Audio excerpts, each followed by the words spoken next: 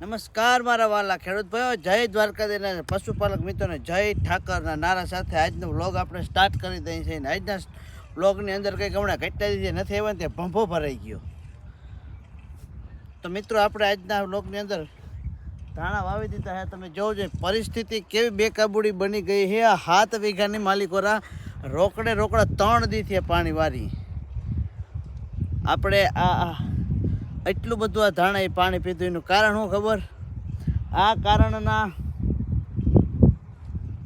જાય છે બોર્ડવાળાને માથે. એની માને એને લાઇટ દેવી નથી આખો દી, અને વારે ખેર એક જ ટાઈમની જાય. બપોરની 11 વાગે વહી જાય છે, હાંજી 6:30 પોણા 7 વાગે દે. આને તો ખરેખર હે ને મારા હાથમાં આવી જાય ને ભડાકે દેવા હે. રોડને કાંઠે વાડી હે, નીકળે એટલી વાર હે. ભડાક આપણા પાસે ના આવે, હેઠુંબો હરગાવી નાખવું આપણે. આ તો ઘડીક વાર હાહવાની વાતો થાય. સરકારી માણસ છે, આપણે એને પૂગી નહીં. આપણે ભલે ને વાહે કદાચ ગુલેબ બરતો જતો હોય, તાપની ભડકી એવડી થતી જતી હોય, આપણું ધુવાડિયું લાલ થઈ જાય ને તો એને કોઈ આપણે જવાબ ના દે. આજે હાવ ગધડીનું મગજ વયો ગયો એવું મને લાગે છે કે એટલી મહેનત કરી, એટલું બોર કરી, એને ઘેરે થારી ત્યાર પુગાડી આવું ત્યાર કરીને ઘેરે પુગાડી તો એને ઘટનાઓને લાઇટ દેવાની મરજી નથી થતી. લાઇટ હું અમારે રાતે અંજવારું કહીને હું અમારે અહીં પાડા પાવા જવા, અમે પાડો તો એમની મેં પાઈ દઈ. અને તમે ધ્યાન રાખજો કે તમે બોર્ડમાં નોકરી કરો અને તમે અમારો તાણિયા હેરખા હાંધી જતા નથી, એટલે તમને અમે ભગવાન જેવા લેખતા નથી. તમે ભગવાન જ છો અમારા. સાલું મેં એ કામ કરતા હોય પણ જ્યોતિવાડાનું વાડી વિસ્તારનું કામ કરતા નથી. પણ ધ્યાન રાખજો, અમારે ઘેરથી ઘી, દૂધ, ચાય બધું અહીંથી થઈને આવે. દીકરાઓ કહેતા હતા ને કે ભેળસેળવાળું અમને આવે. હવે તમે ભેળસેળવાળું જ ખાજો. હવે તમને બટેકા જ ભરી દેવા છે. અને હર કોઈ ખેડૂતના દીકરાને હું કહું છું કે તમે જ્યાં આવા છે ને સરકારી કર્મચારીથી પીડાતા હોય ને ત્યાં બટેકું જ ભરવાનું ચાલુ રાખો. ભોંચ્યું ભરી જ દેવાના, એટલે કંઈ ઉપાધિ જ નહીં. આપણે હૈખી કામ ના કરવા દઈએ. આપણે અંજવારું નથી જોતું, ખાલી આ વાડીની લાઇટ દઈ દઈએ ને ટાણે દઈને તો એ હાઈ અમે મસર ભલે ખેડતા એમની હોઈ જાઉં. મરી ગયા, પગ તરવાઈ ગયા. 3 દીથી આ 7 વીઘા હે, 3 દીથી પાણી હજી પી રહ્યું નથી. આજ ચોથો દી કાલે ઉકીને પાણીને વારવે વયો જાય મોટો બાપો.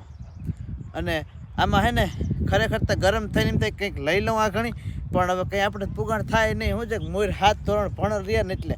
પણ ધ્યાન રાખજો, વારો અમારો આવીએ. આ એવી ઘઉંની સિઝન, જો તમે લાઇટ દેવો ને હેરકી પાકવા દેવો ને તો તમારા બાપ 700 રૂપિયા આજકાલ મણિકાના કરવા ઘેરથી લેવા આવવું પડે તમારે. અને મારા જેવા બધા ખેડૂત હોય ને તો બધાની ખાટી થઈ જ જાય, બધાને બટેકા ભરાઈ જાય. કેમ કે 1200 રૂપિયાનો ઘી વેચું છું હું. ખાવું હોય ને હાથ એકની હોય ને એ જ આવજો લેવા, બાકીને ના આવતા. હા હે ને સહેલા શબ્દ મારા હે, અને મારે જરૂરી નથી કદાચ ના હોય. મારા આગળ ઘણા ઘરાક છે, અને હવે તમારા આગળ વિદેશથી પણ આવીએ. અને આ આટલું આજ કેમ આવો પાવરવાળો વિડીયો બનાવ્યો તમને ખબર નહીં હોય. આ પગના તરિયામાં સોડા પડી ગયા આમાં હાલીને મોટા બાપા ઢેફા ને કાંકરામાં.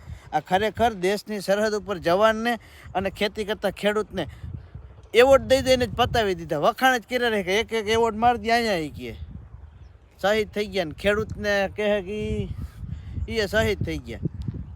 કેટલા હિંદ ભાઈ 38-45 ડિગ્રી જેવું તાપમાન થઈ જતું હોય તોય ઉઘાડે પૈકી ગોદી આમાં પૈરા હોય તોય કોઈ દી ખેડૂતને દીકરા જે આંદોલન નથી કર્યું. વિચાર કરો.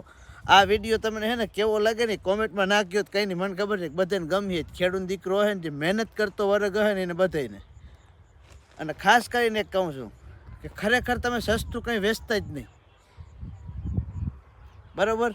શું કરવા વેચી સસ્તું? આપણું ઘી ને આપણું સાય છે, આપણે આપણા ભાવથી જ વેચવાનું. દૂધ સસ્તું જતું હોય ને એવું લાગતું હોય, અમને તો 65 જેવા ભાવ મળી જાય એટલે જઈ વેચવાના. ઘીએ કરી નાખી અને ઓર્ડર પ્રમાણે બનાવી છે. તમારે ખાવું હોય તો કહેજો, ઓર્ડર ઉપર બનાવી દે. પણ મારા વાળી 1200 રૂપિયા થાય, આ વગર નહીં મળે. ભલે મારી આગળ FSSAIનું લાઇસન્સ નથી, પણ લાઇસન્સવાળાથી ઘી ખવડાવવું નહીં તો તમે મને કહેજો. તો આની સાથે આપણે આ વિડીયોને પૂરો કંઈ ન કરો. વધારે કંઈક ઉફાણો આવીએ ને તો વળી કંઈક ના બોલવાનું બોલાઈ જાય તો વળી ઓલું થઈ જાય. આવજો બધાને. આ તો ખાલી થોડોક મનોરંજન માટે વિડીયો બનાવ્યો હતો. નોકરીયાત વર્ગ કોઈ બોર્ડમાં નોકરી કરતા હોય ને કહેજો ભાઈ જરાક શેડા હરખા મારેથી જમ્પર બરે નહીં. કેમ કે તમારું જમ્પર ભરી જાય એટલે અમારું વાહ ધુવાડિયું ભરી જાય. તમે દીમાં 4-5 ઝાટકા મારવો ને એટલે જ હવે બિલમાં તમને ઝાટકા મારવા છે. અને કાં તો હવે છે ને જ્યોતિએ કંઈ ઢોકળી નથી લંગરીએ મારી દઈ. એટલે થોડીક વાર હાવો હાટું થઈને કરું, કંઈ ઉપાધિ ના કરતા. બાકી હાલ જોઈ લ્યો, બાલદેવભાઈ આવા લુકમાં તમને પહેલી વાર જોવા મળ્યા છે. વેતની દાઢી થઈ ગઈ, બાલનું કોઈ ઠેકાણું નથી. અને સડો અને આ ટી શર્ટ જોવું જોઈએ કોક બહુ જાડો હોય ને એનું લઈ લીધું મેં.